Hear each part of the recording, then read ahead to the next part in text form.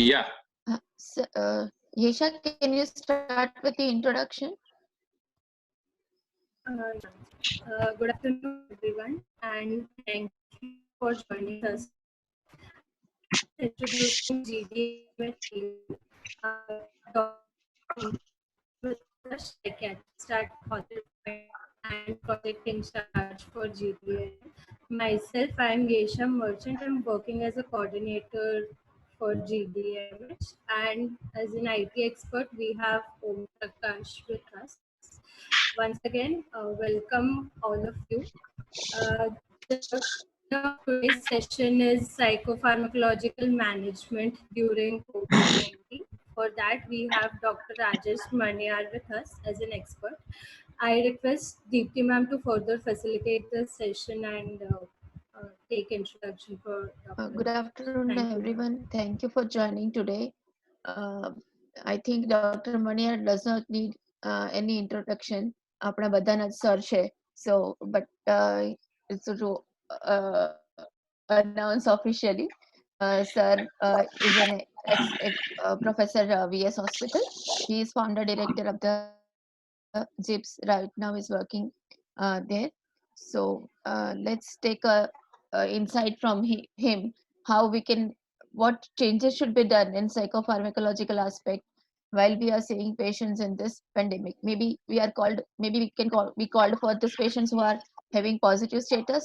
Maybe they are in ICU, or maybe just a worsening of the psychosis due to this.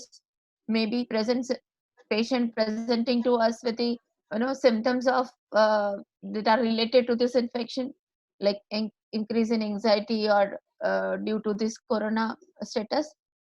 So over to you, sir. Thank you, Dipti. Good afternoon to everybody. I am not sure of anyone. I am among you only. We all are colleagues. And thanks for giving me this opportunity to share my views.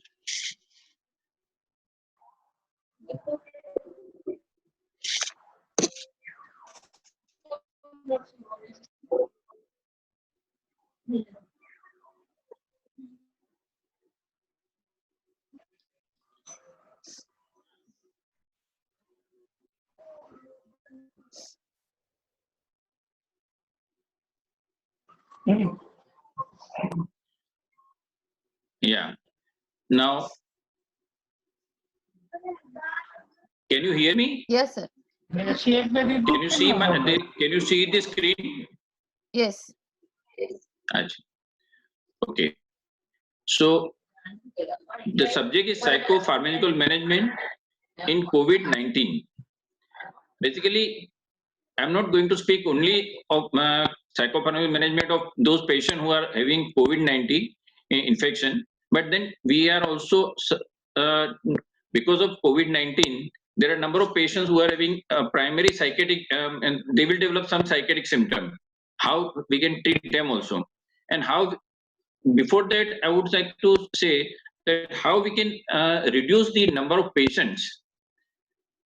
My outline of my lecture would be mainly what are the risk factors, what are the organs involved in the illness, drugs for COVID-19 which is given to our patients, and the psychotropics.